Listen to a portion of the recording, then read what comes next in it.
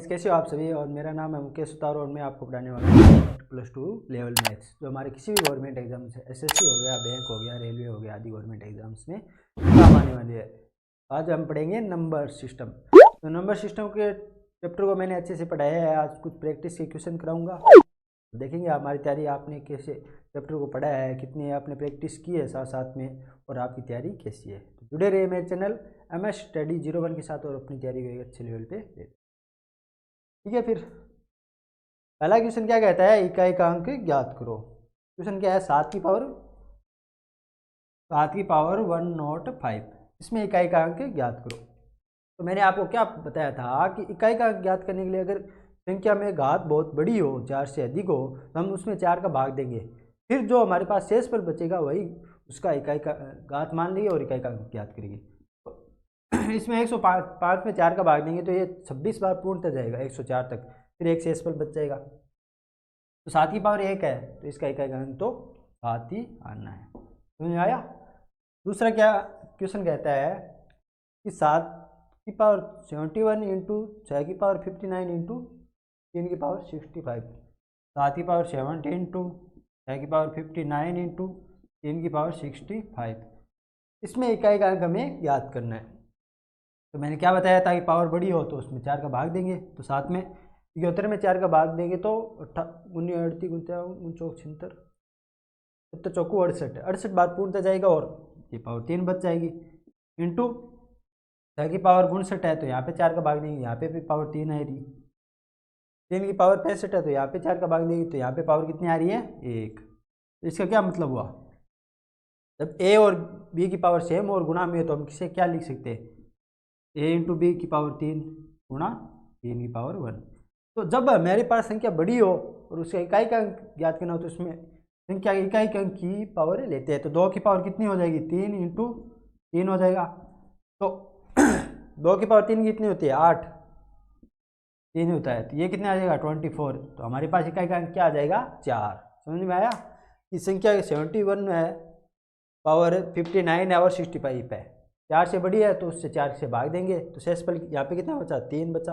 यहाँ पे कितना बच रहा है, 3 बच रहा है। यहाँ पे कितना बच रहा है, यहाँ पे भी 1 बच रहा है। तो अगर हमारे पास कोई दो संख्या गुणा में हो और उनकी पावर समान हो, अगर संख्या a की पावर m इंटू बी की पावर m है गुणा में, तो इसे हम क्या लिख सकते हैं कि ab की पावर m, तो यहाँ पे क्या हो जाएगा a इंटू बी, तो 7 संगे 42, 42 की पावर 3। 42 की पावर 3 लेने के लिए हमें इकाई का अंक ज्ञात करना है, तो 2 इकाई का अंक है उसकी पावर 3 ले लेंगे, 2 की पावर 3 हो जाएगा 8 आएगा, 8 इंटू 3 24, तो इसमें इकाई का अंक आ जाएगा 4। क्वेश्चन क्या कहता है कि 274 इंटू 318 इंटू 577 इंटू 313। 274 इंटू 318 577 313, इसमें इकाई का अंक ज्ञात करना है। तो मैंने क्या बताया था, संख्या बड़ी हो तो इसका इकाई का अंक ही ले लो। तो यहाँ पे इकाई का अंक कितना है, 4, यहाँ पे कितना है 8, यहाँ पे कितना है 7, यहाँ पे कितना है 3, तो ये कितना हो जाएगा 8 चौक 32 इंटू 7 तेरी 21। तो इसका इकाई का अंक कितना है, 2 इंटू 1, यहाँ पे क्या आ जाएगा, इकाई का अंक 2 आ जाएगा। समझ में आया, कोई दिक्कत। इसमें 4 आ जाएगा इकाई का अंक, यहाँ पे 8 आएगा, यहाँ पे 7 आएगा और 3 आएगा। इन दोनों को मल्टीप्लाई करेंगे 32 बनेगा, इन दोनों को करेंगे 21 बनेगा। यहाँ पे दोनों का इकाई का अंक क्या है, 2 और 1, गुणा करेंगे 2 आ जाएगा। ठीक है, क्वेश्चन नंबर 4। 4 नंबर क्वेश्चन क्या कहता है कि 2464 की पावर 1793, 2464 की पावर 1793,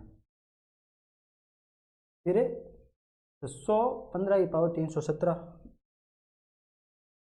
सॉरी 2464 है यहाँ पे, 600 की 15 की पावर 317 गुणा क्या है 131 की पावर 491, 131 की पावर 491। ठीक है, तो यहाँ पे 4 आ रहा है हमारे पास इकाई का अंक। मैंने क्या बोला था, जब पावर 4 से बड़ी हो तो उसमें 4 का भाग दे लेंगे, तो यहाँ पे देंगे 4 चौक 16 1 बचा, 19 4 चौक 16 3 बचे 32 33, तो 8 चौक 32, यहाँ पे पावर आ गई 1 गुणा 315 में इकाई अंक 5 है उसकी पावर लेंगे तो 4 से भाग देंगे, 7 चौक 28 बचे 3 37 9 चौक 36, यहाँ पे पावर आ गई 1। यहाँ पे इकाई का अंक एक है, उसकी पावर कितनी भी हो कोई मतलब नहीं है, तो ये तो आ जाएगा एक आ जाएगा। तो यहाँ पे क्या आएगा 4 × 5 × 1, तो यहाँ पे क्या बनेगा 20 आ जाएगा। 20 में हमारी इकाई का अंक क्या है 0। कोई दिक्कत कोई समस्या? और वैसे भी हमें पता है कि इसमें 2 का फैक्टर आ रहा है, यहाँ पे 5 का फैक्टर आ रहा है। जब भी संख्या की इकाई के अंक में 2 और 5 का फैक्टर आ रहा हो तो उसका इकाई का अंक 0 आना ही आना है। ठीक है, नेक्स्ट क्वेश्चन क्या कहता है, n प्राकृत संख्या है, तो n का सबसे छोटा मान क्या होगा जिससे 2n+1 एक अभाज्य संख्या नहीं है। 2n+1 एक अभाज्य नहीं है मतलब भाज्य है। तो हम n का क्या मान ले सकते हैं, मिनिमम न्यूनतम वह क्या मान ले सकते हैं जो जिसके लेने के बाद यह संख्या हमारे पास भाज्य बन जाए, अभाज्य ना रहे। और n एक प्राकृत संख्या है। n प्राकृत संख्या तो n क्या हो सकता है, 1 हो सकता है, 2 हो सकता है, 3 हो सकता है, 4 हो सकता है, से लेकर इन्फिनिटी तक। क्वेश्चन नंबर 5, तो n का मान इनमें से हम सबसे छोटा क्या ले कि ये एक संख्या भाज्य बन जाए, यानी कि अभाज्य ना बन पाए। क्वेश्चन में यही तो दे रखा है संख्या अभाज्य नहीं है। तो अगर हमें n का मान सबसे छोटा 1 है, अगर 1 ले तो 2 की पावर 1 यानी 2 + 1 3, 3 क्या है अभाज्य संख्या, n का मान 1 सबसे छोटा नहीं हो सकता। फिर अगर m का मान 2 ले हम तो 2 क्या बन जाएगा 2 यानी 4 + 1, ये भी एक अभाज्य संख्या बन जाएगी। 5 तो ये भी नहीं ले सकते। फिर अगर हम n का मान 3 ले तो 3, एक बार बता दें, n का मान 2 से क्या बनेगी संख्या 2 n का मान 1 से संख्या नहीं 2 1 + 1 3, ये नहीं हो सकती। n की पावर 2 से क्या बनेगी संख्या 2 + 1, ये 5 हो जाएगा, ये भी नहीं हो सकती। n की पावर 3 से क्या बनेगी संख्या, ये बन जाएगी हमारे पास 2 की पावर 3 + 1, 2 की पावर 3 कितनी होती है 8 होती है, +1 यानी 9, ये बन जाएगी संख्या। क्यों बन जाएगी कि 9 एक भाज्य संख्या है। तो क्वेश्चन में यही पूछा है कि संख्या अभाज्य नहीं है। तो n का मिनिमम मान क्या ले सकते हैं 3 ले सकते हैं, और n है क्या एक एक्चुअली में प्राकृत संख्या है। अगर n एक प्राकृत संख्या है तो हम n का मान 3 ही ले सकते हैं मिनिमम, जिससे कि यह संख्या भाज्य संख्या बन जाए। ठीक है, समझ में आया? तो ऑप्शन नंबर क्या हो जाएगा C 3। क्या कहता है कि 156 × 942 में x का मान क्या होगा जिससे ये संख्या 11 से विभाजित हो जाए। क्वेश्चन नंबर हो जाएगा 3 में 156 x 942, ये 11 से विभाजित हो जाए तो x का मान क्या होगा। तो मैंने आपके 11 से विभाजकता में क्या पढ़ाया था कि जब भी हम संख्या से 11 से विभाजकता चेक करनी हो तो संख्या को बाईं या दाईं तरफ से अल्टरनेटिव डिजिट्स का योग करेंगे और फिर उनका अंतर करेंगे। जो अंतर अगर 0 और 11 से भाज्य आएगा वो संख्या भी होगी। तो यहाँ से हम अल्टरनेटिव बाईं तरफ से लेते हैं 1 6 9 2, 1 + 6 + 9 + 2, इनका योग कितना आ जाएगा 10 और 8 18। ठीक है, फिर इनका अल्टरनेटिव योग करेंगे, इनका योग कितना आ जाएगा 5 + 4 + बाईं से, ये दाईं से हो जाएगा, दाईं तरफ से।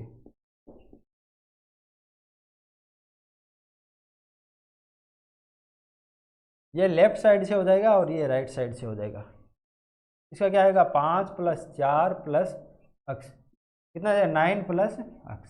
ठीक है, अब मैंने क्या बताया था, जब इन दोनों का अंतर करेंगे या तो वो 0 होना चाहिए या फिर 11 से भाज्य होना है। तो अंतर करेंगे कितना आएगा डिफरेंस, अंतर आएगा 18 -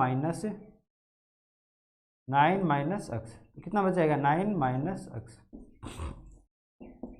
अब क्वेश्चन में पूछा है 11 से विभाजित, तो क्या यहाँ इसकी वैल्यू हम 11 बना सकते हैं। अगर x की वैल्यू यहाँ पे -2 हो जाए तो ये 11 बन जाएगी। तो क्या x की वैल्यू -2 हो सकती है, कभी नहीं हो सकती।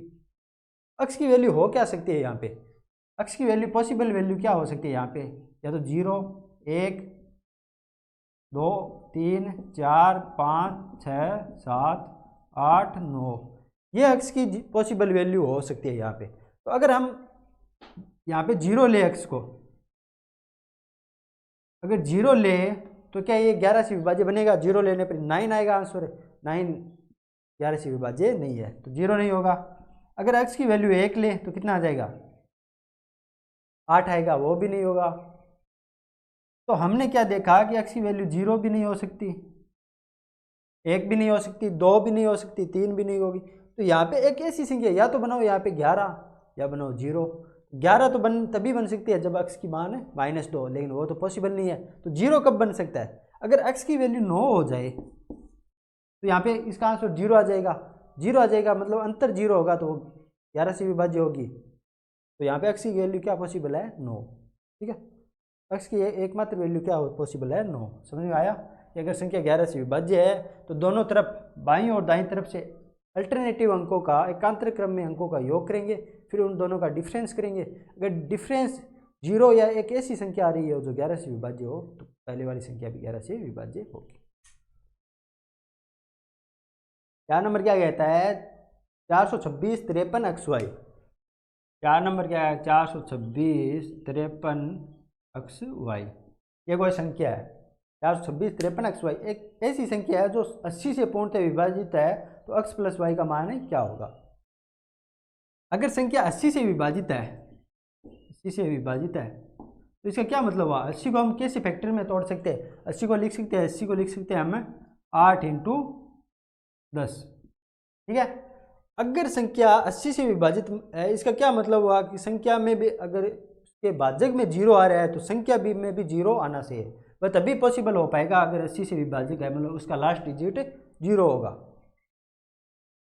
सेकेंड डिजिट 0 है या नहीं है ये नहीं पता, लेकिन लास्ट डिजिट तो 0 होगा ही होगा, तभी ये 80 से विभाजित हो पाएगी। क्यों हो पाएगी, अगर संख्या मैंने क्या बताया था, 10 से विभाजकता क्या बताई थी, 80 से विभाजकता क्या मतलब 8 से भी विभाज्य है और 10 से भी विभाज्य है। तो मैंने 10 से विभाजकता क्या बताई थी कि अगर संख्या का अंतिम अंक 0 है तभी वह 10 से विभाज्य हो सकती है। क्योंकि 10 से विभाजकता कैसे चेक करते हैं हम, 2 और 5 दोनों से चेक करते हैं। जब दोनों की विभाजकता चेक की तो हमने निष्कर्ष क्या निकाला, अगर अंतिम अंक संख्या का अंतिम लास्ट डिजिट अगर 0 है तभी वह 10 से विभाज्य होगी। तो अगर वह 80 से विभाजित हो रही है इसका क्या मतलब हुआ, 10 से विभाजित हो रही है, 10 से विभाजित हो रही है इसका क्या मतलब हुआ, इसका लास्ट डिजिट 0 है। इसका वैल्यू हमने क्या निकाली कि y की वैल्यू 0 है ना, फर्स्ट। अब अगर y की वैल्यू 0 है तो हमारे पास संख्या बन जाएगी, क्या संख्या बन जाएगी, 42 65 3x0, ये बन जाएगी। फिर अगर ये 80 से विभाजित है तो दोनों 8 से भी विभाजित है और 10 से विभाजित करने के लिए हमने y को 0 बना लिया।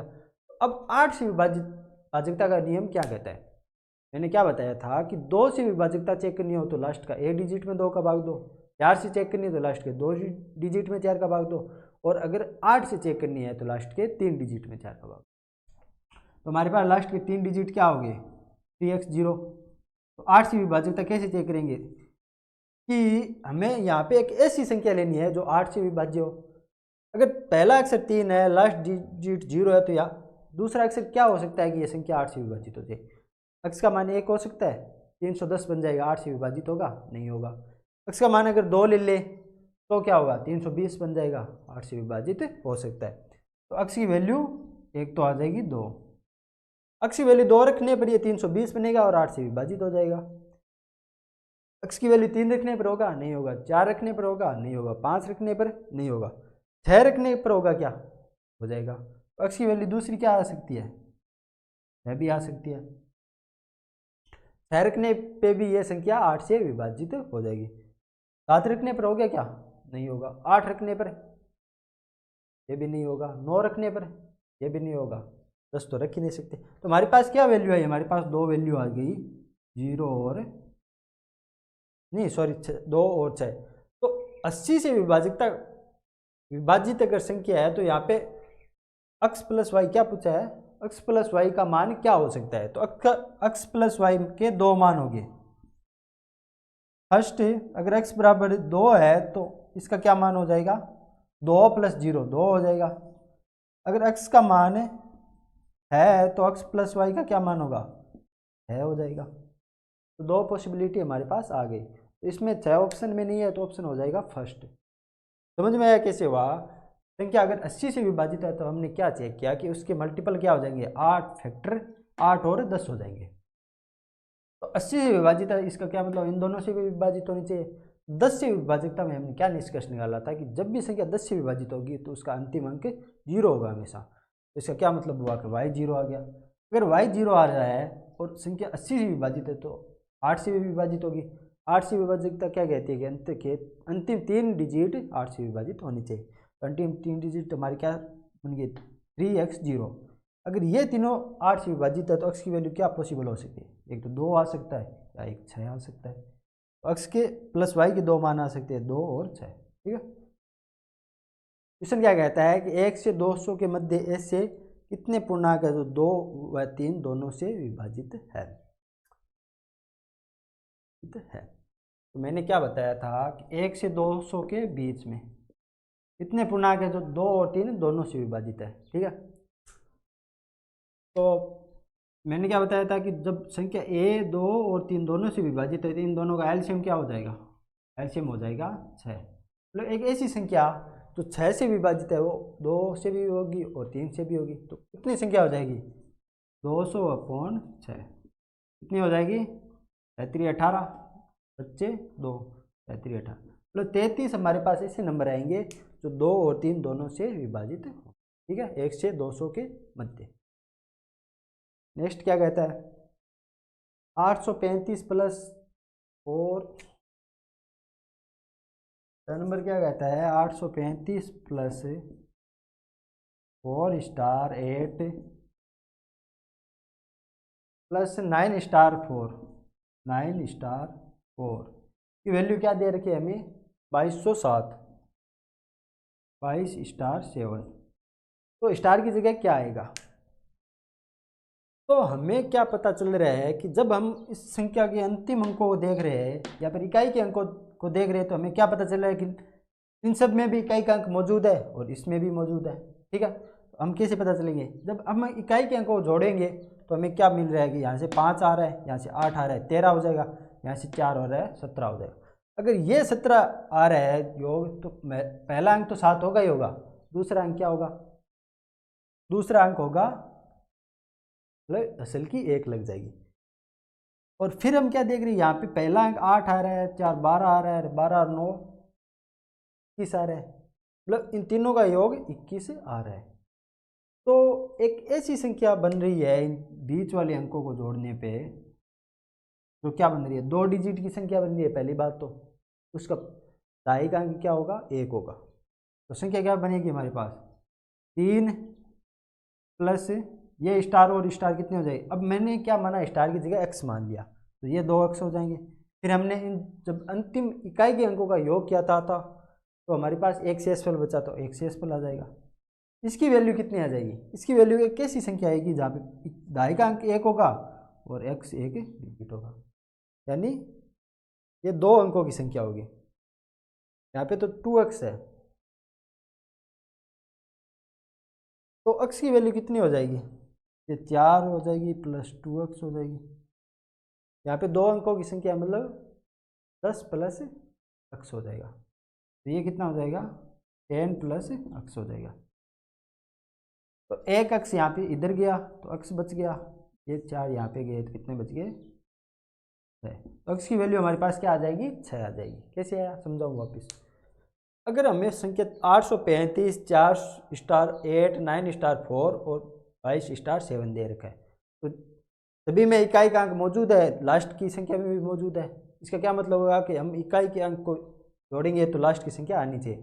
तो इसमें जोड़ा 5 और 8 13 हो गए, 13 4 17 हो गए। तो हम जब संख्या को इक्वल करेंगे तो 17 7 तो हमारे पास आ रहा है, हमारे पास एक अंशल की बच गई। फिर हमने क्या देखा कि यहाँ पे हमने एक अंशल की मान ले ली। फिर हमने क्या देखा कि पहली संख्या के सारे अंक मौजूद है, मतलब संख्याओं के सारे पहले अंक मौजूद है। तो यहाँ से हमने क्या देखा 8 आ रहा है, यहाँ से 4 आ रहा है 12 हो गया, 12 9 21 हो रहा है, लेकिन यहाँ पे क्या बन रहा है 22 बन रहा है।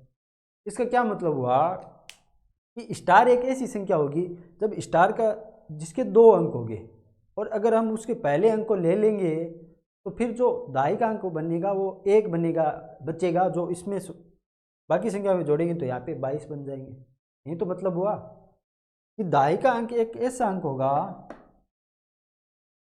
मतलब स्टार में जब हम बीच वाली संख्याओं को जोड़ेंगे पहली बात तो 2 अंकों की संख्या बनेगी सबको जोड़ने के बाद में। और जोड़ने के बाद दो अंकों की ऐसी संख्या बनेगी जिसमें दाई का अंक 1 होगा। क्यों होगा 1? कि यहाँ पे दाई का अंक 1 होगा तो पहली इकाई का अंक रख देंगे और दाई की हंसल आ जाएगी। अगर वो हंसल आ जाएगी तो ये 8, 4, 12, 9, 21 और एक हंसल की 22 लेंगे तभी तो ये 22 बन पाएगा। तो हमने क्या देखा कि दाई का अंक हमारे पास क्या बन जाएगा, 10 प्लस अक्स। अक्स ने हमने स्टार की वैल्यू अक्स मानी है, तो जहाँ पे ये संख्या यहाँ पे आएगी इस साइड में। लेकिन यहाँ पे इस साइड में संख्या हो क्या रही है, 3 हो रही है, स्टार हो रही है, स्टार यानी 2 स्टार हो रही है, एक हमने इसके साथ असल निकाली थी। कितनी होगी, 3 प्लस 2x प्लस अक्स। यहाँ पे 10 प्लस अक्स है तो ये एक अक्स है, यहाँ पे अक्स बचा और 3 और 1 4 यहाँ पे गया 6 बच्चे। समझ में आया? तो स्टार की वैल्यू हमारे पास क्या आ जाएगी, 6 आ जाएगी। तो अब अगर हम इसमें 6 का मान रखेंगे तो 6 और 6 12 हो जाएगा और एक असल की ली थी सॉरी 12 हो जाएगा और 3 15 हो जाएगा और एक असल की ली थी 16, यहाँ पे स्टार आ जाएगा वापस। संख्या 2 डिजिट की बन रही है और इसमें दाई का अंक भी 1 है। क्या कहता है कि 3 की पावर 80 में 80 का भाग देने पर शेषफल क्या आएगा। 3 की पावर 80 में 80 का भाग देंगे तो रिमाइंडर क्या आएगा, तो आर बराबर क्या है। तो हमें एक ऐसी संख्या निकालनी है जिसमें 80 का भाग पूर्णतः जा सके। 3 की पावर 80 में 80 का भाग देने पर रिमाइंडर ज्ञात करना है, ठीक है। तो क्या हम 3 की पावर को लेके एक ऐसी संख्या बना सकते हैं जो 80 के आसपास में हो। चलो कोशिश करते हैं। अगर हम 3 की पावर 1 ले लेते हैं तो ये 3 ही बनता है। तो 3 की पावर 2 लेते हैं तो ये कितना बनता है, 9 बनता है। 3 की पावर 3 लेते हैं तो ये 27 बनता है। 3 की पावर 4 लेते हैं तो ये कितना बनता है, 81। तो 3 की पावर 4 लेने पर हमारे पास एक ऐसी संख्या बन रही है जो 80 के करीब है। तो हम इसको 3 की पावर 4 के भागों में बांट लेंगे। कैसे, 3 की पावर 4 हमने ले ली संख्या, पूरी पावर अगर 80 है तो हमारे पास कुल कितनी संख्या बन जाएगी, 3 की पावर 4 के भागों में 20 संख्या। कैसे बन जाएगी कि मैंने क्या बताया था कि अगर ए की पावर एम की होल पावर एन हो तो उसे हम क्या लिखते हैं, ए की पावर एम इंटू एन लिख सकते हैं, ठीक है। ए की पावर एम इंटू एन लिख सकते हैं। तो हमने क्या बनाई, 3 की पावर 4 इंटू 20। तो यहाँ पे 20 इंटू 4 करेंगे वापस 80 आ जाएगा। अब अगर इसमें 80 का भाग दे सकते हैं तो इससे दे सकते हैं। कैसे, 3 की पावर कितनी हो 4 कितनी हो जाएगी, 81 की पावर 20/80। तो यहाँ से भाग देंगे तो हमारे पास रिमाइंडर क्या बचेगा, 1 की पावर 20/80। तो शेषफल 1 है और उसकी पावर 20 है, तो 1 की कितनी पावर लो, रिमाइंडर तो हमेशा 1 ही आना है। तो रिमाइंडर कितना आ जाएगा हमारे पास, रिमाइंडर 9 आ रहा है। रिमाइंडर यहाँ पे 1 ही आएगा। क्यों आएगा, क्यों, क्वेश्चन में थोड़ी मिस प्रिंटिंग हो गई है। क्वेश्चन अलग था, आंसर तो सही है लेकिन क्वेश्चन कुछ अलग था, लेकिन गलती से कुछ अलग छप गया है इसलिए आंसर मैच नहीं हो रहा है। आप यही क्वेश्चन कर लेना और इसके आंसर रिमाइंडर 1 कर लेना, आंसर 1 कर लेना 9 की जगह, ठीक है। और मैं सही क्वेश्चन क्या था, वो था यहाँ पे क्वेश्चन था, ये नहीं था सही क्वेश्चन। क्वेश्चन में गलती हो गई है, मतलब आंसर तो सही है लेकिन क्वेश्चन में चेंजेस होने की वजह से आंसर मिल नहीं रही है। क्वेश्चन क्या था सही, या तो आप क्वेश्चन को सही कर लोगे 3 की पावर 34 में 80 का भाग देने पर रिमाइंडर क्या आएगा, या फिर आप चेंज कर लो कि 3 की पावर 80 में भाग देने पर इसका आंसर तो आप मैंने एक बता दिया आपको। अब इसका आंसर और निकाल के बता देता हूँ। अगर 3 की पावर 34 में 80 का भाग देंगे तो रिमाइंडर हमें कैसे पता चलेगा। तो मैंने क्या बताया था कि 3 की पावर 1 कितनी होती है, 3, 3 की पावर 2 कितनी होती है, 9, 3 की पावर 3 कितनी होती है, 27 और 3 की पावर 4 कितनी होती है, 80। मतलब हमें एक ऐसी पावर लेनी होगी 3 की जो 80 के करीब हो। तो जब हम देख रहे हैं कि 3 की पावर 4 81 एक ऐसी पावर है जो 80 के करीब आ रही है। चलो हमने 81 ले लिया, तो 3 की पावर हमने 4 यहाँ पे कॉमन। जब अब 3 की पावर 4 अलग कर लेते हैं तो पावर कितनी बचती है, चलो देखते हैं। 34 में 3 4 का भाग देंगे तो कितनी है, 8 बार 8 चौक 32, मतलब 32 बार जाता है और 2 शेषफल रह जाता है। तो यहाँ पे क्या हो जाएगा हमारा आंसर है, यहाँ पे हो जाएगा ये 3 की पावर 8 ये बन जाएगी इंटू 3 की पावर 2 बाहर जाएगी। इस फॉर्म में इसको बदल सकते हैं, मैंने बदलना बताया था। जब इसमें 80 का भाग देंगे तो शेषफल क्या आ जाएगा, 3 की पावर क्या है 81, 8 इंटू 9/80। तब इसको अलग करेंगे तो 80 में 81 में 80 का भाग देंगे तो रिमाइंडर कितना बचेगा, 1 बचेगा, 1 की पावर 8 इंटू 9 में जब 80 का भाग देंगे तो रिमाइंडर हमारा 9 ही बच जाएगा। 1 की पावर कितनी ले लो, रिमाइंडर तो 1 आना है, और इंटू 9 यानी रिमाइंडर क्या हो जाएगा, ओवरऑल रिमाइंडर 9 हो जाएगा। ठीक है, और सही क्वेश्चन ये था 3 की पावर 34 में 80 का भाग देना था, कुछ मिस प्रिंटिंग की वजह से गलत हो गया। अगर आपको ये क्वेश्चन लिखना है तो आंसर सही है, अगर आपको मैंने वो जो क्वेश्चन ये जो बता रहा है स्लाइड में अगर वो लिखना है तो उसका आंसर आप एक कर लेना। ठीक है, 8 नंबर क्या कहता है, किसी संख्या को 5 से भाग देने पर 3 शेष बचता है तो इस संख्या के वर्ग को 5 से भाग देने पर कितना शेष बनेगा। तो मैंने भाज्यता नियम डिविजिबिलिटी रूल पढ़ाया था, तो मैंने क्या बताया था कि भाज्य बराबर क्या होता है, भाज्य इंटू भागफल प्लस शेषफल होता है। तो क्वेश्चन क्या कह रहा है 8 नंबर का कि हमारे पास कोई एक ऐसी संख्या है, हमारे पास संख्या है, माना हमने अक्स है। ठीक है, क्वेश्चन क्या कह रहा है कि किसी संख्या अक्स को 5 से भाग देने पर 2 शेषफल बच रहा है, तो 5 से भाग देंगे, रिमाइंडर कितना आ रहा है हमारे पास, 2 आ रहा है। मैंने क्या बताया था कि भाज्य बराबर क्या होता है, भाज्य बराबर क्या होता है, भाजक इंटू भागफल प्लस शेषफल। ठीक है, तो हमने भाज्य क्या अक्स माना है, भाज्य कितना हो जाएगा 5 होता है, हमने भागफल क्या हमें पता नहीं है तो हम क्या करेंगे क्यू टाइम्स ले लेंगे, माने संख्या को 5 से क्यू टाइम्स पूर्णतः है भाज्य, फिर रिमाइंडर कितना बच रहा है हमारे पास 2, हमारे पास संख्या क्या आ जाएगी x equal to 5q plus 2। फिर क्वेश्चन क्या कर रहा है कि तो इस संख्या के वर्ग को 5 से भाग देने पर शेषफल कितना है। अब इसका वर्ग करेंगे, अब तो x स्क्वायर वैल्यू कितनी आ जाएगी, 5q प्लस 2 का होल स्क्वायर, तो ये कितना आ जाएगा A square plus B square plus 2ab, तो ए स्क्वायर कितना हो जाएगा 25q square plus B square कितना हो जाएगा 4 हो जाएगा, प्लस 2ab कितना हो जाएगा 5 दूनी 10q इंटू 2 20q। इसमें हम 5 का भाग देंगे तो रिमाइंडर कितना आएगा, हम देख रहे हैं कि अलग अलग 5 से भाग देंगे तो यहाँ से देंगे 25q स्क्वायर में 5 का भाग प्लस 4 में 5 का भाग प्लस 20q में 5 का भाग। हम देख रहे हैं कि 25q में 5 का भाग देने पर पूर्णतः जा रहा है क्योंकि यहाँ पे 5 का फैक्टर मौजूद है, तो यहाँ पे रिमाइंडर आ जाएगा 0, प्लस 4 में 5 का भाग देंगे रिमाइंडर 4 आ जाएगा, तो वहाँ पे वापस 5 का फैक्टर आ रहा है तो रिमाइंडर 0 आ जाएगा, तो ओवरऑल रिमाइंडर हमारा कितना आ जाएगा 4। समझ में आया। क्वेश्चन क्या कह रहा है कि अक्स स्क्वायर, अगर अक्स में किसी संख्या 5 से भाग देने पर या किसी संख्या में 5 से भाग देने पर अगर रिमाइंडर 2 बच रहा है तो उसी संख्या के स्क्वायर में 5 से भाग देने पर रिमाइंडर कितना बचेगा। तो आपको एक चीज़ का याद रखना है कि आपको जब भी ऐसा क्वेश्चन मिले तो आपको याद क्या रखना है कि अगर वापस स्क्वायर का पूछा जाए तो आपको हमेशा याद रखना है कि रिमाइंडर क्या बचेगा, जो पहले रिमाइंडर था उसका हमें सिर्फ उसी का स्क्वायर लेना है और उसमें वापस एक बार चेक कर लेना है कि उससे वो संख्या विभाजित है या नहीं, बस उसमें वापस भाग दे के चेक कर लेना, रिमाइंडर जो आएगा वही आएगा। क्यों आएगा, जब हम संख्या बनाकर स्क्वायर करेंगे तो ए स्क्वायर इसमें तो ऑब्वियसली जाएगा, बी स्क्वायर ये हमें पता नहीं है, और ए बी में भी वापस उस संख्या का फैक्टर आ जाएगा, इसलिए ये सिर्फ रिमाइंडर का आप स्क्वायर ही लेके चेक कर लें। ठीक है, तो नेक्स्ट क्वेश्चन क्या कहता है कि यदि n एक प्राकृत संख्या है तो n क्यूब माइनस n को विभक्त करने वाली सबसे बड़ी संख्या क्या होगी। क्वेश्चन क्या कहता है 9 नंबर का, n एक हमारे पास प्राकृत संख्या है, प्राकृत संख्या है, तो n क्या हो सकती है, n हो सकती है 1 2 3 से लेकर इन्फिनिटी। ठीक है, फिर क्या कहता है तो n क्यूब माइनस n को विभक्त करने वाली सबसे बड़ी संख्या क्या होगी। क्वेश्चन क्या बोलता है, n क्यूब माइनस n को विभक्त करने वाली सबसे बड़ी संख्या क्या होगी। तो क्या इससे हम n बाहर ले सकते हैं, n ले सकते हैं, क्या बचा n स्क्वायर माइनस 1, फिर क्या बनेगा फैक्टर इसके n into n plus 1 into n minus.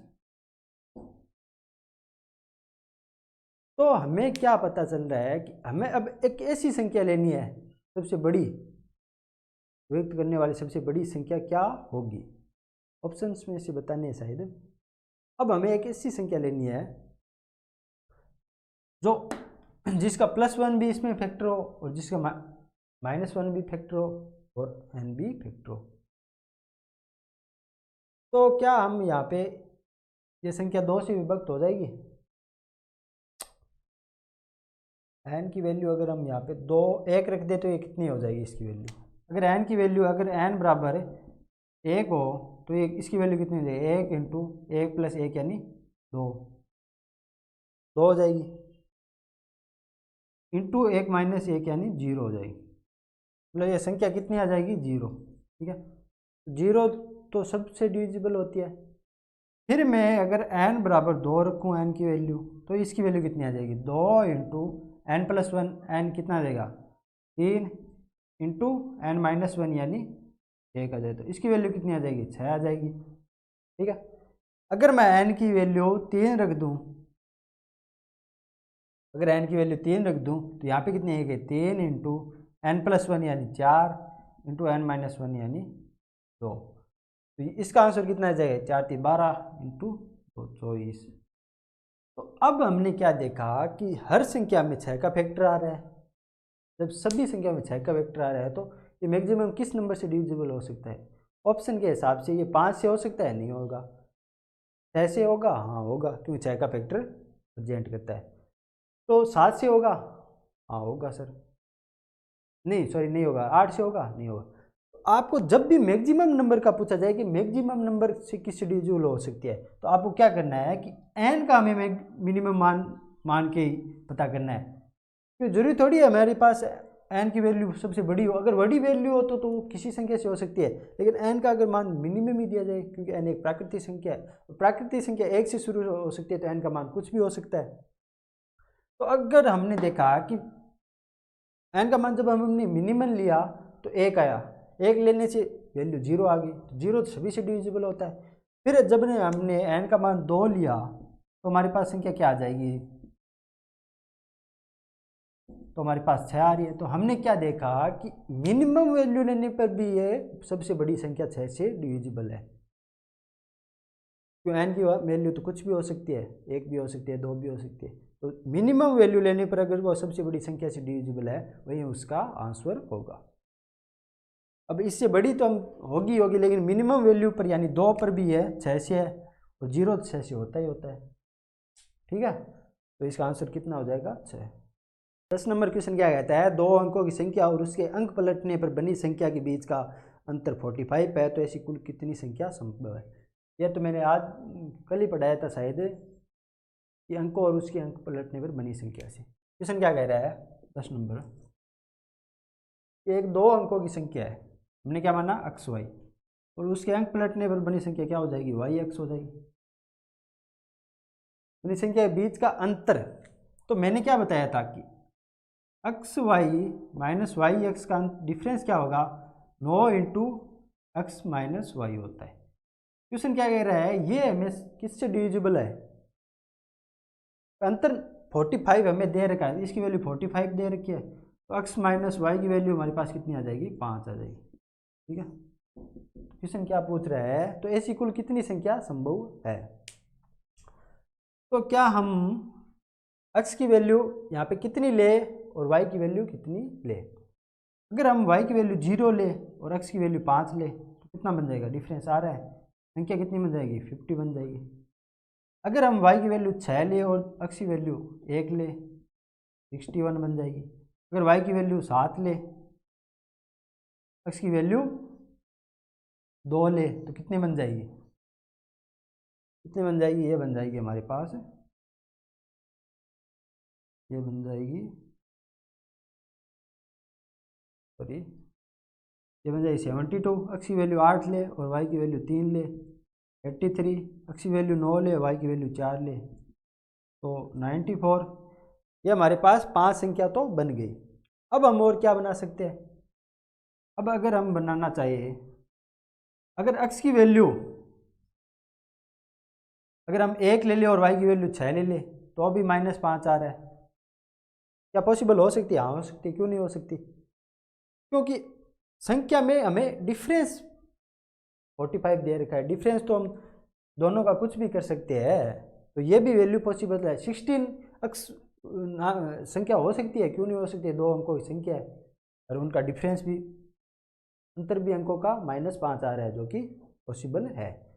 तो ये यहाँ पे अगर 0.5 लेना चाहिए, ये नहीं हो सकती। बाकी क्या हो सकती है, 16 भी हो सकती है, 27 भी हो सकती है, 38 भी हो सकती है और 94 भी हो सकती है। मतलब 4 वैल्यू ये भी पॉसिबल है और 5 वैल्यू है हमारे पास ये भी पॉसिबल। तो क्या पूछ रहा है, तो ऐसी कितनी संख्या संभव है हमारे पास, 4 और 5 9 संख्या। ठीक है, समझ में आया क्वेश्चन। क्वेश्चन क्या बोल रहा है, यदि n एक प्राकृत संख्या है तो n square into n square minus 1 सदैव किससे विभाजित होगा। Question number 11। n हमारे पास एक प्राकृत संख्या है, प्राकृत संख्या है, तो n क्या हो जाएगा, 1 2 3 से लेकर इन्फिनिटी तक। फिर क्वेश्चन क्या कह रहा है, तो n square into n square minus 1 सदैव किससे विभाजित होगा। तो वही क्वेश्चन था same, n square into n square minus 1। ठीक है, वहाँ पे n क्यूब, यहाँ पे वहाँ पे n की वैल्यू 1 आ रही, n ही आ रही थी, यहाँ पे n स्क्वायर आ रहा है। ये क्या बन जाएगा, ये बन जाएगा n square into n minus 1 और n प्लस 1। ठीक है, अब हमें देखना है ये क्या हो सकती है, किससे विभाजित होगी। तो अगर हम n की वैल्यू 0 ले, अगर हम n की वैल्यू तो 0 तो ले ही नहीं सकते, 1 ले, नेचुरल नंबर ले, तो ये संख्या में क्या हो जाएगी, यहाँ पर 1 माइनस 1 0 आ जाएगी, इसकी वैल्यू 0 आ जाएगी। अगर n की वैल्यू हम 2 ले तो इसकी वैल्यू कितनी है, 2 का square 4 into 2 minus 1 1 into 2 plus 1 3, कितना आ रहा है 12। ठीक है, अगर n की वैल्यू हम 3 ले तो हमारे पास क्या आएगा, तो आएगा हमारे पास 3 की पावर 9 इंटू 3 माइनस 1 यानी 2 इंटू 3 प्लस 1 यानी 4, ये कितना आ रहा है 8 9 72। तो जब हम मिनिमम, मैंने क्या बताया था, ऐसे क्वेश्चनों में हमें मिनिमम वैल्यू लेके चेक करना है। मिनिमम एक तो लेंगे तो 0 होगा, 0 तो सभी से डिविजिबल है। फिर हम 2 लेंगे तो हमें पता चल रहा है कि ये अधिकतम 12 से डिविजिबल हो सकता है। और मैंने क्या बताया था, उसके बाद आप चाहे कितने भी नंबर लो उसमें 12 का फैक्टर तो हमेशा आएगा ही आएगा। ठीक है, ये भी 12 से भी विभाजित है। अगर 4 ले लेंगे तो कितने आएंगे 16 इंटू, यहाँ पे 3 आ रहा है, यहाँ पे 4 में कितने आ रहा है, यहाँ पे आ रहा है 5 आ रहा है, तो यहाँ से 4 और 3 12 आ रहा है, 12 का फैक्टर आ रहा है। तो आपको मिनिमम वैल्यू चेक करनी है तो 2 पे आ जाएगी हमारी मिनिमम वैल्यू। तो संख्या सदैव किससे विभाजित होगी, 12 से विभाजित होगी। ठीक है, ऑप्शन नंबर बी कह रहा है कि 5 की पावर 1 प्लस 2 माइनस 25 किस संख्या से पूर्णतः भाज्य होगी जबकि n एक धन पूर्णांक है। क्वेश्चन क्या कह रहा है, 5 की पावर है 2n प्लस 2 माइनस 25 किससे विभाजित होगी, पूर्णतः भाज्य होगी जबकि n एक धन पूर्णांक है। n क्या है, एक पॉजिटिव इंटीजर, पॉजिटिव पूर्णांक या धन पूर्णांक। तो मैंने क्या पढ़ाया था जब नंबर्स को पढ़ाया था कि धन पूर्णांक एक्चुअली में क्या होता है, नेचुरल नंबर होता है। तो n क्या है, एक n क्या है 1 2 3 से लेकर यानी एक नेचुरल नंबर है, पॉजिटिव इंटीजर है। तो क्वेश्चन में क्या पूछ रहा है कि एक पूर्णतः भाज्य संख्या है ये भी n की, जब हम कोई वैल्यू रखते हैं तो किस संख्या से पूर्णतः भाज्य होगी, सॉरी ये पूछ रहा है। तो मैंने अभी जो क्वेश्चन कराया था, पिछला क्वेश्चन है, उसमें हाईएस्ट पॉसिबल संख्या से भाज्य चेक करे थे, वैसा ही सेम क्वेश्चन में थोड़ा सा चेंज कर दिया। आपको क्या चेक करना है, n की मिनिमम वैल्यू लेके हमें चेक करना है। जब n की हम मिनिमम वैल्यू यानी n बराबर, जब n बराबर 1 से चेक करते हैं तो हमारे पास संख्या क्या बन रही है, 5 की पावर 2 इंटू 1 प्लस 2 माइनस 25। तो ये क्या बन रहा है, 5 की पावर 2 प्लस 2 यानी 4। तो 5 की पावर 4 कितनी होती है हमारी, 5 की पावर 4 माइनस 25। 5 की पावर 4 कितनी होती है, ये होती है 600, 625 माइनस 25, इसकी वैल्यू कितनी आ जाएगी 600। फिर जब हम n की वैल्यू 2 रखते हैं तो क्या आता है, 2 रखेंगे 2 दूनी 4 प्लस 2 यानी 5 की पावर 6 आएगी माइनस 25। तो 5 की पावर 6 की वैल्यू क्या होगी 600, तो आ ही रहा है 625, उसको 25 करेंगे माइनस 25, तो यहाँ से 25 कॉमन आ जाएगा इंटू कितना बजे 624। ये बच रहा है, इसमें भी किसका फैक्टर आ रहा है। तो आपने एक चीज़ नोटिस की कि यहाँ पे किस संख्या का फैक्टर आ रहा है, एक 5 और 2 का फैक्टर आ रहा है। यहाँ पे भी 25 का फैक्टर तो इसमें भी मौजूद है और इसमें भी मौजूद है। फिर उसमें कौन सा फैक्टर बन रहा है, यहाँ से 2 आ रहा है, यहाँ से भी 2 आ रहा है। लो, अब ये एक संख्या बन सकती है, 50 बन सकती है, यहाँ बन सकती है, या फिर 100 बन से इससे 4 कॉमन ले सकते हैं, यहाँ ले सकते हैं, तो 100 का फैक्टर आ जाएगा। जब हम 100 को फैक्टर ले लेंगे तो यहाँ पे कितना पॉसिबल हो जाएगा हमारे पास, ये बन जाएगी, जैसे 4 को कॉमन ले गए, 15 चौकू 60 2 24, 156 आ रहा है। इसमें 100 का फैक्टर लेंगे तो 100 × 6 आ रहा है, मतलब हर संख्या में 100 का फैक्टर बन रहा है। तो इससे हमने क्या निष्कर्ष निकाला कि मैक्सिमम ये 100 से विभाजित हो सकती है जब हम n का मान मिनिमम लेंगे। ऑप्शन क्या दे रहा है, 45 से हो सकती है, नहीं हो सकती। 50 से हो सकती है, हाँ हो सकती है। तो 100 से हो सकती है तो 50 से भी हो सकती है। 55 से हो सकती है, नहीं हो सकती, क्योंकि यहाँ पे 11 का फैक्टर ही नहीं है, यहाँ पे 9 का फैक्टर नहीं है, 3 का फैक्टर है लेकिन 9 का नहीं है।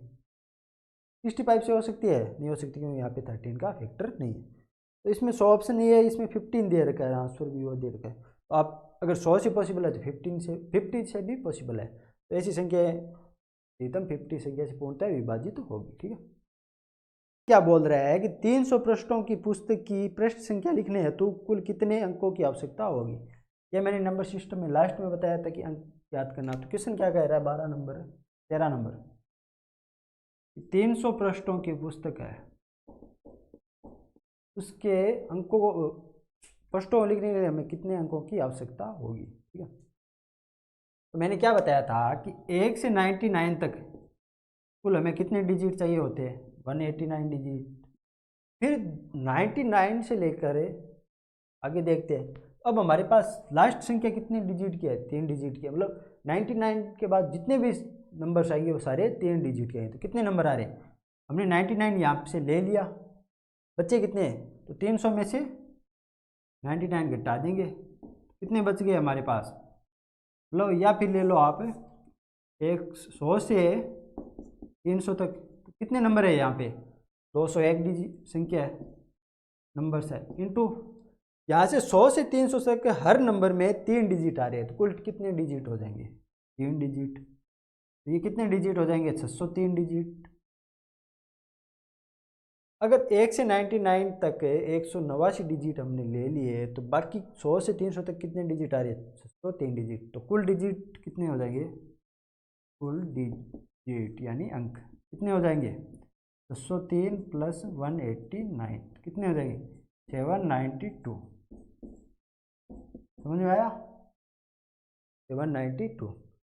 ये जब भी हम पृष्ठों से अंकों को निकालना हो तो हम क्या करेंगे कि हमें पता है कि 1 से 9 तक हमारे पास ऐसी संख्या है जिसमें सिर्फ 1 डिजिट है। फिर 10 से लेकर 99 तक ऐसी संख्या है जिनमें 2 डिजिट है, और 100 से लेकर 999 तक ऐसी संख्या है जिनमें 3 डिजिट है। हमने क्या पता किया, 1 से 999 तक तो हमारे पास संख्या ऐसी है जिनका कुल डिजिट जिनमें कितने हैं, 1 डिजिट वाले और 2 डिजिट वाले मिलाकर 189 डिजिट हो रहे। फिर 100 से 300 तक हमने क्या चेक किया कि हमारे पास 201 नंबर आ रहे हैं और हर नंबर में 3 डिजिट है, तो कुल डिजिट 603 बन गए। तो कुल डिजिट हमारे पास कितने हो गए, 603 + 189 यानी 792। ठीक है, क्वेश्चन क्या कहता है, क्वेश्चन कहता है कि किसी धन पूर्णांक n को 3 से भाग देने पर शेषफल 2 प्राप्त होता है, तो n³ को 3 से भाग देने पर शेषफल कितना होगा। 15 नंबर क्वेश्चन क्या कहता है, कोई धन पूर्णांक हमारे पास क्या है, n है, धन पूर्णांक है ये। ठीक है, को 3 से भाग देने पर शेषफल 2 प्राप्त होता है, तो n की वैल्यू क्या हो जाएगी, 3³ + 2 हो जाएगी। फिर क्या कह रहा है, तो n³ को 3 से भाग देने पर शेषफल कितना प्राप्त होगा। तो अब ये जो n³ है इसको 3 से भाग देना है, तो पहले हमें इसको क्यूब को बनाना पड़ेगा। तो कितना बनाएंगे हम, a + b का होल क्यूब का सूत्र क्या होता है, a³ + b³, 3n³ का क्यूब + b³ + 3ab, तो ये कितना है 6, 3ab यानी 6 × 3 × 6³ इंटू a + b, ये कितना है 3³ +, ठीक है। इसको जब हम सॉल्व करेंगे तो हमारे पास कितनी वैल्यू आ जाएगी, 27 cube plus 8 plus 3 into 18 sorry 18 cube into 3 cube plus 18 cube into 2। अब हमें इसमें से 2 का भाग देना है और चेक करना है रिमाइंडर हमारे पास कितना है। तो हम क्या देख रहे हैं, सॉरी इसमें 3 का ही भाग देना है,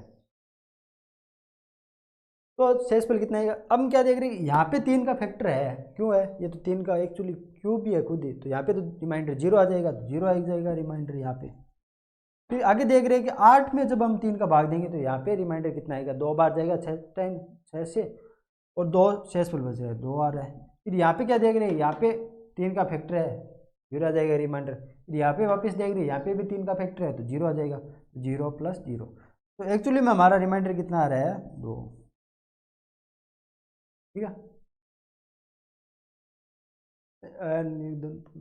आप यहाँ पे थोड़ा करेक्शन कर लेता, ऑप्शन नंबर बी इसका आंसर है, शायद मिस प्रिंटिंग हो गया। तो इसमें रिमाइंडर हमारे पास कितना आ जाएगा, 2 आ जाएगा। ठीक है, फिर मैंने अभी क्या बताया था कि ऐसी क्वेश्चन में जब भी हमें रिमाइंडर चेक करना हो तो हमें कैसे चेक कर सकते हैं, हमें डायरेक्ट चेक कर सकते हैं। कैसे, हमें इसका तो क्यूब लेंगे या स्क्वायर लेंगे ये तो ज़रूरत ही नहीं है हमें, क्यों नहीं है, यहाँ पे तो इसका फैक्टर आएगा ही आएगा। तो हमें क्या लेना है, 2 का क्यूब लेना है, तो ए क्यूब नहीं लेना है, 2 का क्यूब लेना है, 2 का क्यूब लिया, प्लस 3ab, तो 3ab है तो 3 से भाग देंगे वो फैक्टर आ जाएगा, वो दोनों में आगे 3ab या इंटू a प्लस बी वो दोनों में आ जाएगा, तो वो भी नहीं लेना, क्योंकि सभी में 3 के फैक्टर आ रहे हैं, तो यहाँ पर तो रिमाइंडर वैसे भी 0 आएगा। तो यहाँ पे अगर सिर्फ हमें इतने में चेक करना है तो हमें हमारे पास वैल्यू कितनी 8 आ गई, इसमें 3 का भाग देंगे तो रिमाइंडर कितना आ जाएगा, 2।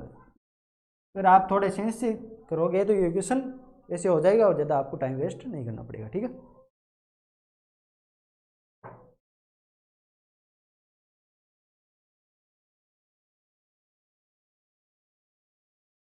सिक्सटीन नंबर क्वेश्चन क्या कहता है, 4 अभाज्य संख्याएं बढ़ते क्रम में ली गई है, जिनमें से प्रथम 3 का गुणनफल 385 है तथा अंतिम 3 का गुणनफल 105 है, तो इसमें से अंतिम संख्या कौन सी है। क्वेश्चन क्या कह रहा है कि 3 अभाज्य संख्या मान्य हो, हमने माना x, y, z और w। फिर क्या कह रहा है, x, y और z, जब हम x गुणा y गुणा z, तो पहले 3 का जब हम गुणनफल करते हैं तो हमारे पास क्या आता है, 385 आता है, 385 आता है। फिर क्या कह रहा है, तो तथा अंतिम 3 का गुणनफल 1001 आता है, तथा y गुणा z गुणा w, ये कितना आ रहा है हमारे पास, 1001 आ रहा है। ठीक है, तो इनमें से अंतिम संख्या कौन सी है। क्वेश्चन नंबर 60, अंतिम हमें w का मान ज्ञात करना है, तो w का मान इससे ज्ञात कर सकते हैं, लेकिन यहाँ पे yz का मान नहीं हमारे पास नहीं है। तो क्वेश्चन पहली बार हम क्या देख रहे हैं कि 385 हमारे पास जब गुणनखंड में आ रही है, तो मैंने क्या बताया था कि अभाज्य संख्या कौन सी है, 2, 3, 5, 7, ये सभी अभाज्य संख्या है। तो शुरू हम कहाँ से मान लेते हैं, हम शुरू अक्स 2 से कर रहे हैं, तो क्या इसके गुणनखंड में 2 का फैक्टर है, नहीं है, मतलब पहली संख्या x की वैल्यू हमारे पास 2 नहीं हो सकती, x की वैल्यू हमारे पास 2 नहीं होगी। फिर हमने क्या किया, 3 से चेक की, क्या इस संख्या में 3 का फैक्टर है, एक बार गया, नहीं है, तो x की वैल्यू 3 भी नहीं हो सकती, 3 भी नहीं हो सकती। तो x फिर हमने क्या किया, अभाज्य संख्या हमारे पास 5 है, तो क्या इस संख्या में 5 का फैक्टर हमारे पास मौजूद है, हाँ है सर। क्यों है कि मैंने क्या बताया था कि 5 से भाजकता में मैंने पढ़ाया था कि अगर किसी संख्या का अंतिम अंक 0 या 5 है तो हमेशा 5 से भाज्य होगी। इसका अंतिम अंक 5 आ रहा है तो इसका क्या मतलब होगी, 5 का भाज्य होगी। अगर 5 से भाज्य होगी तो इसका फैक्टर क्या होगा, 5 होगा। इससे हमने क्या पढ़ा कि जब हमें लगातार अभाज्य संख्या दी जा रही है, बढ़ते क्रम में दी रही है, तो शुरुआत कहाँ से होगी, 5 से होगी, मतलब पहली अभाज्य संख्या हमारे पास क्या आ जाएगी, 5 आ जाएगी। ठीक है, तो x की वैल्यू हमने कितनी निकाली, x की वैल्यू हमारे पास 5 आ गई।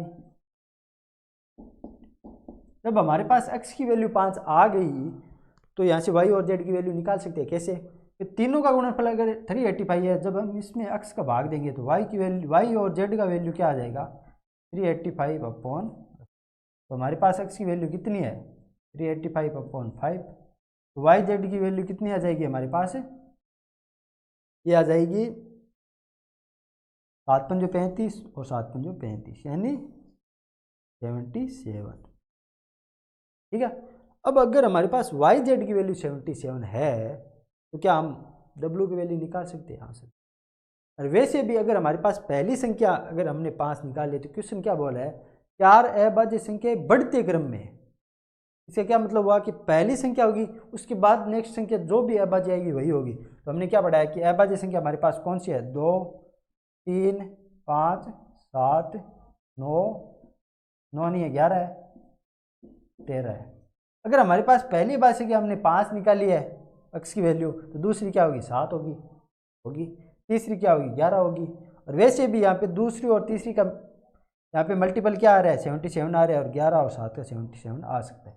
तो हमारे पास लास्ट संख्या क्या हो जाएगी 13 हो जाएगी। ठीक है, एक तो ऐसे होगा कि अगर कंटिन्यू हमारे पास संख्या लगातार क्रम में है और पहली हमने 5 निकाल ली तो दूसरी 7, तीसरी 11 और चौथी 13 हो जाएगी, तो इसका आंसर 13 आ जाएगी। दूसरी अगर हमारे पास वाई और जेड की वैल्यू हमने निकाल ली है तो यहाँ पे तीनों का जब मल्टीपल 1 है तो उसमें अगर जेड वाई जेड का हम भाग दे देंगे तो डब्ल्यू की वैल्यू आ जाएगी, तो उससे भी हमारे पास वैल्यू 13 आ जाएगी। समझ में आया, बहुत अच्छा क्वेश्चन था, लॉजिक क्वेश्चन। तो ठीक है फिर दोस्तों, नेक्स्ट 17 से हम नेक्स्ट क्लास में करेंगे।